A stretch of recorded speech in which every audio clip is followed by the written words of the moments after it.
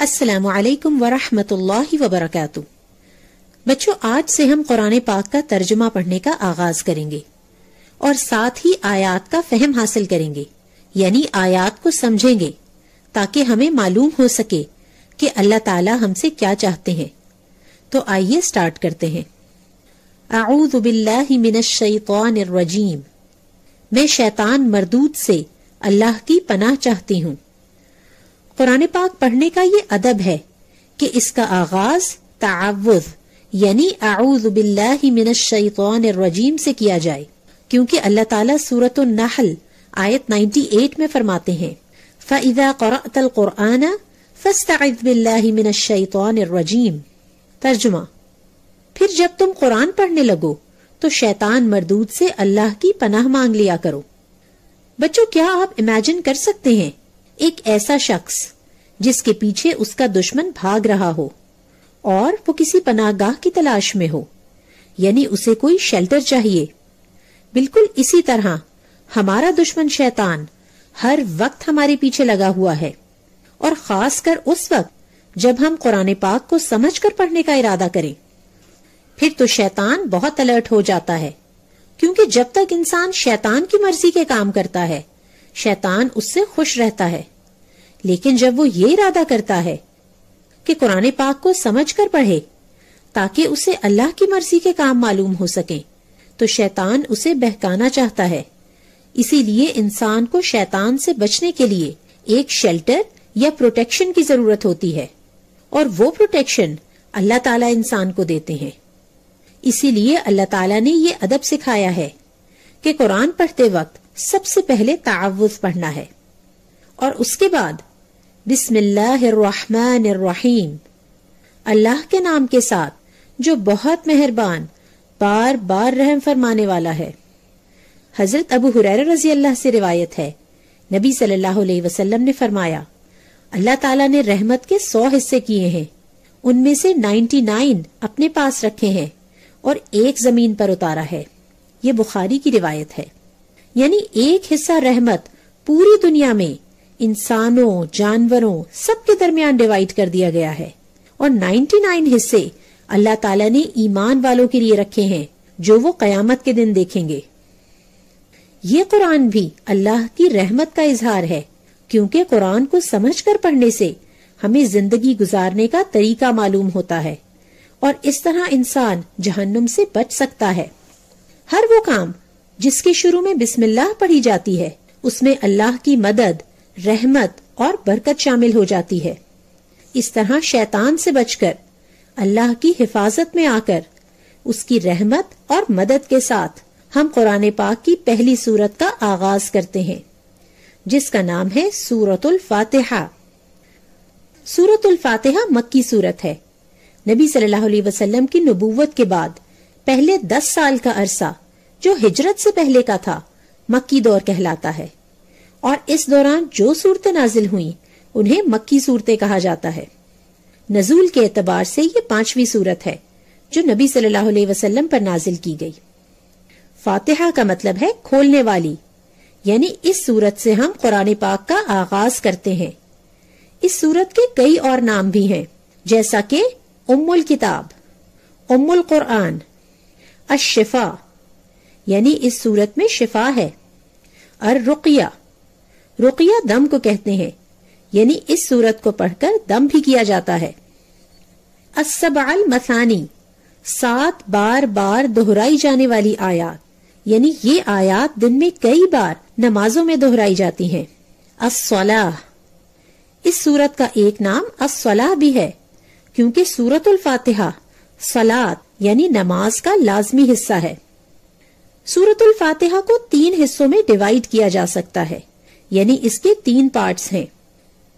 پہلا حصہ اللہ سبحانہ و تعالیٰ کی تعریف ہے، دوسرا حصہ اللہ اور بندے دونوں کے لیے ہے، اور تیسرا حصہ دعا ہے۔ آئیے پہلے حصے کو دیکھتے ہیں۔ الحمدللہ رب العالمین، سب تعریف اللہ کے لیے ہے جو تمام جہانوں کا رب ہے۔ الحمدللہ، سب تعریف، تمام تعریف اور سارا شکر اللہ کے لیے ہے۔ کیا آپ کو معلوم ہے کہ کہ ساری تعریف اللہ کے لیے کیوں ہے؟ اس لیے کہ کسی انسان میں اگر کوئی بھی صلاحیت یا خوبی ہے تو وہ اللہ ہی کی دی ہوئی ہے۔ مثلاً اگر آپ بہت انٹیلیجنٹ ہیں تو آپ کو یہ عقل اللہ نے دی ہے۔ اللہ تعالیٰ چاہتے تو آپ ایک مجنون کی صورت میں پیدا ہو سکتے تھے، یا آپ کسی بچے کو دیکھ کر کہتے ہیں کہ یہ بہت پیارا ہے، بہت کیوٹ ہے، لیکن اس بچے کو بنایا کس نے ہے؟ اللہ سبحانہ و تعالیٰ نے۔ تو پھر تعریف کس کی ہونی چاہیے؟ اللہ تعالیٰ کی۔ اور وہ بے شمار نعمتیں اور صلاحیتیں جو اللہ نے ہمیں دے رکھی ہیں، جیسا کہ بولنے کی، دیکھنے کی، سننے کی صلاحیت، علم، عقل، یہ خوبصورت دنیا، زمین و آسمان، ہمارا خیال رکھنے والے بہت سے لوگ، اور سب سے بڑھ کر ایمان کی نعمت، یہ سب کچھ ہمیں کس نے دیا ہے؟ اللہ تعالیٰ نے۔ تو پھر تمام تعریفیں اور تمام شکر اللہ کے لیے ہے۔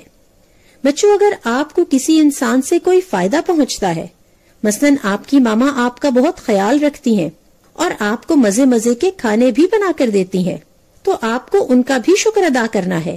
لیکن ماما کو اتنا کیئرنگ بنانے والے بھی اللہ تعالیٰ ہیں، اس لیے اصل شکر اور اصل تعریف اللہ سبحانہ و تعالیٰ کے لیے ہے۔ اللہ تعالیٰ قرآن پاک میں فرماتے ہیں لَإِن شَكَرْتُمْ لَأَزِيدَنَّكُمْ، سورہ ابراہیم آیت 7۔ اگر تم میرا شکر کرو گے تو میں تمہیں اور زیادہ دوں گا۔ اسی طرح نبی صلی اللہ علیہ وسلم نے فرمایا الحمدللہ تملأ المیزان، الحمدللہ میزان کو بھر دیتا ہے۔ یہ صحیح مسلم کی روایت ہے۔ آپ کو معلوم ہے نا کہ میزان کیا ہوتا ہے؟ میزان یعنی اسکیل، وہ پیمانہ جس پر قیامت کے دن انسان کے اعمال رکھ کر تولے جائیں گے، یعنی ان کا وزن کیا جائے گا، اور اس کے پلڑے اتنے بڑے ہیں کہ اس میں زمین و آسمان بھی سما سکتے ہیں۔ اور جب انسان اللہ تعالیٰ کی نعمتوں کا احساس کرتا ہے اور دل سے الحمدللہ کہتا ہے تو وہ میزان نیکیوں سے بھر جاتا ہے۔ تو آئیے ایک بار اللہ تعالیٰ کی نعمتوں کو سوچ کر کہتے ہیں الحمدللہ۔ سب تعریف اللہ کے لیے ہے، لیکن کیوں؟ اس لیے کہ اللہ تعالیٰ رب ہیں۔ رب کہتے ہیں ہر چیز کو پیدا کرنے والا، ضروریات یعنی نیڈز پوری کرنے والا، ہر چیز کو تکمیل یعنی کمپلیشن تک پہنچانے والا، ذرے سے کمال تک پہنچانے والا، پرورش کرنے والا، اور منتظم یعنی مینجمنٹ کرنے والا۔ اللہ تعالیٰ رب العالمین ہے، یعنی پوری یونیورس اور جو کچھ اس میں ہے ان سب کو پیدا کرنے والے، ان کی تمام نیڈز پوری کرنے والے، اور ان کو ذرے سے کمال تک پہنچانے والے ہیں۔ الرحمن الرحیم، بہت مہربان، نہایت رحم کرنے والا۔ اللہ تعالیٰ اتنے عظیم ہونے کے باوجود ہم سے بہت پیار کرنے والے، بہت مہربان، اور ہم پر بار بار رحم کرنے والے ہیں۔ مالک یوم الدین، روز جزا کا مالک ہے، بدلے کے دن کا مالک ہے، یعنی قیامت کے دن کا۔ یہ بھی اللہ کی تعریف ہے، اور ہم اس بات پر اللہ کا شکر ادا کرتے ہیں کہ قیامت کے دن فیصلہ اللہ تعالیٰ کے ہاتھ میں ہوگا۔ کیونکہ اگر کسی انسان کی دنیا میں حق تلفی ہو، یعنی اس کے ساتھ کچھ برا ہوا ہو، تو اللہ تعالیٰ قیامت کے دن اسے اس کا حق دلوائیں گے۔ اور آپ کو معلوم ہے نا کہ اس دن تو دنیا میں جو کچھ ہے وہ تباہ ہو جائے گا، اور جن لوگوں نے دنیا میں دوسروں کا حق مارا ہوگا وہ ان کو اپنی نیکیاں دے کر ان کا حق ادا کریں گے۔ اللہ تعالیٰ کے مالک یوم الدین ہونے پر ہم اس لیے بھی اللہ کا شکر ادا کرتے ہیں کیونکہ اللہ تعالیٰ انسان کے دل کا حال جانتے ہیں، کون سا کام انسان اللہ کی خاطر کرتا ہے اور کون سا لوگوں کو دکھانے کی خاطر۔ اللہ تعالیٰ سب جانتے ہیں۔ اگر ایک بہت مالدار شخص 100 روپیز صدقہ کرتا ہے اور ایک غریب شخص 50 روپیز صدقہ دیتا ہے، تو اللہ تعالیٰ جانتے ہیں کہ کس کے پاس کتنا مال ہے، ہر ایک کو اسی حساب سے اجر ملتا ہے۔ جیسا کہ آپ نے وہ واقعہ سن رکھا ہوگا کہ جب غزوہ تبوک کے موقع پر سب لوگ اپنا مال لے کر آئے تو ایک صحابی نے ساری رات ایک یہودی کا کنواں چلایا اور صبح اس نے اجرت کے طور پر مٹھی بھر کھجور دے دی۔ انہوں نے وہ مٹھی بھر کھجور نبی صلی اللہ علیہ وسلم کو لا کر دی اور آپ صلی اللہ علیہ وسلم نے ان کھجوروں کو سارے مال کے اوپر رکھا، کیونکہ ان صحابی کے پاس صرف وہ کھجوریں ہی تھیں جو انہوں نے ساری رات محنت کر کے کمائی تھیں، پھر بھی انہوں نے وہ اللہ کی راہ میں دے دی۔ کوئی بھی ذرہ برابر نیکی جو انسان زندگی میں کرتا ہے وہ اللہ کے ہاں ضائع نہیں جاتی، اللہ تعالیٰ اس کو سنبھال کر رکھتے ہیں اور قیامت کے دن وہ انسان کو دکھائی جائے گی۔ اس لیے اللہ کا شکر ہے کہ قیامت کے دن کا فیصلہ اللہ کے ہاتھ میں ہوگا، کیونکہ یہ صرف اللہ تعالیٰ ہی جانتے ہیں کہ انسان کے دل میں کیا ہے۔ تو اللہ تعالیٰ کی تعریف کیوں کرنی ہے؟ نمبر 1 اس لیے کہ اللہ سبحانہ و تعالیٰ رب العالمین ہیں، یعنی تمام جہانوں کے پالنے والے۔ نمبر 2 اس لیے کہ اتنا بلند مقام رکھنے کے باوجود الرحمن اور الرحیم ہیں۔ اور نمبر 3 صرف دنیا میں ہی نہیں بلکہ اللہ کی رحمت ہم آخرت میں بھی دیکھیں گے، کیونکہ روز جزا کے مالک بھی اللہ سبحانہ و تعالیٰ ہیں۔ یہ تو ہو گئی اللہ سبحانہ و تعالیٰ کی وہ تعریف جو ہم زبان سے کرتے ہیں، لیکن اس کا اظہار عمل سے بھی کرنا ضروری ہے۔ یہاں سے سورۃ الفاتحہ کا دوسرا حصہ شروع ہوتا ہے۔ ایاک نعبد، صرف تیری ہم عبادت کرتے ہیں۔ عبادت، پرستش، اطاعت، بندگی، غلامی صرف اللہ کی۔ عبادت کا مطلب ہوتا ہے اللہ تعالیٰ کے سامنے عاجزی یعنی ہمبلنس، اللہ کی محبت اور تعظیم کے ساتھ، یعنی یہ مان جانا کہ اللہ کا مرتبہ بہت بڑا ہے اور اپنے آپ کو بہت چھوٹا اور حقیر مان کر اللہ کے آگے جھک جانا، اللہ سے محبت رکھنا، اللہ کے حضور سجدہ کرنا، اور یہ جان لینا کہ اتنی بڑی ہستی جس نے یہ کائنات بنائی اور جو اس کی ہر مخلوق کی ہر ضرورت پوری کر رہا ہے اور انتہائی مہربان ہے، تو اس کے سوا کوئی عبادت کے لائق نہیں۔ ایاک نستعین، صرف تجھ سے ہم مدد چاہتے ہیں۔ جب ساری کائنات کا بادشاہ ہمارا رب ہے اور کائنات کی ہر چیز کی ضرورت وہی پوری کرتا ہے، تو کیا وہ ہماری چھوٹی چھوٹی حقیر خواہشات نہیں پوری کر سکتا؟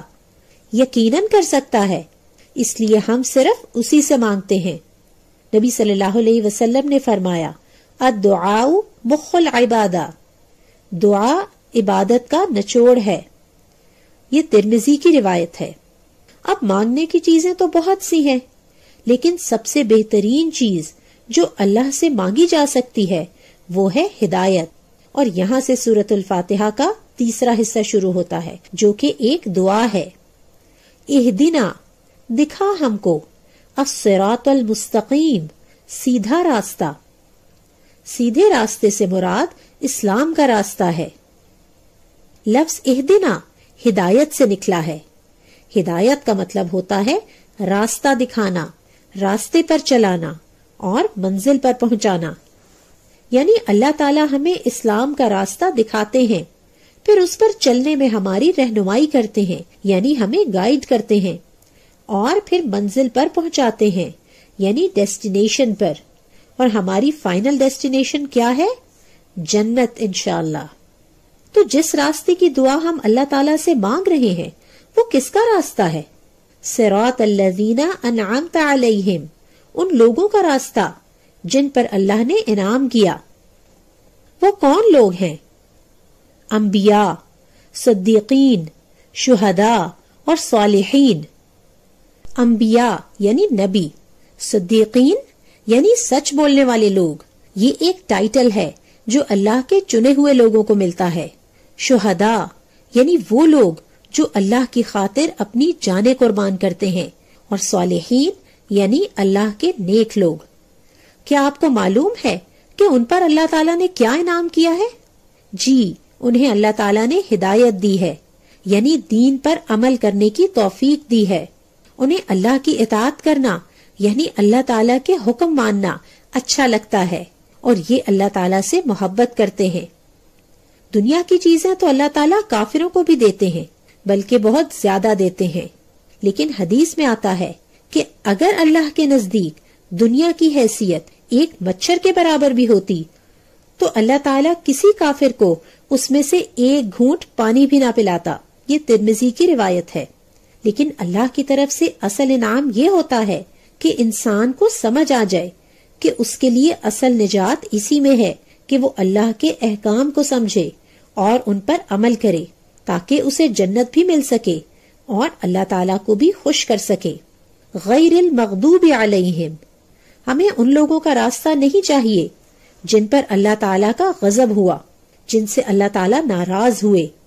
ان سے مراد ہے یہود، قوم عاد، قوم سمود یا کوئی بھی قوم جس نے علم رکھنے کے باوجود عمل نہ کیا اور ان پر اللہ تعالیٰ کا غضب اور لعنت ہوئی. ولضالین، اور نہ ہی ان کا راستہ چاہیے جو بھٹکے ہوئے ہیں، گمراہ لوگ. اس سے مراد عیسائی ہیں. یہ وہ لوگ ہیں جو علم ہی نہیں رکھتے. انہوں نے حضرت عیسیٰ علیہ السلام سے اتنی محبت کی کہ انہیں نعوذ باللہ اللہ کا بیٹا بنا ڈالا، جو کہ بدترین گناہ ہے. تو ہم اللہ تعالیٰ سے دعا مانگتے ہیں کہ ہمیں یہود و نصارہ کی طرح نہیں بننا، بلکہ ہم انبیاء، صحابہ کرام، شہداء اور نیک لوگوں کے راستے پر چلنا چاہتے ہیں. آمین. اے اللہ تو قبول کر لے. آئیے تلاوت سنتے ہیں. اعوذ باللہ من الشیطان الرجیم. بسم اللہ الرحمن الرحیم. الحمد للہ رب العالمین الرحمن الرحیم مالک یوم الدین ایاک نعبد و ایاک نستعین اهدنا الصراط المستقیم صراط الذين أنعمت عليهم غير المغضوب عليهم ولا الضالين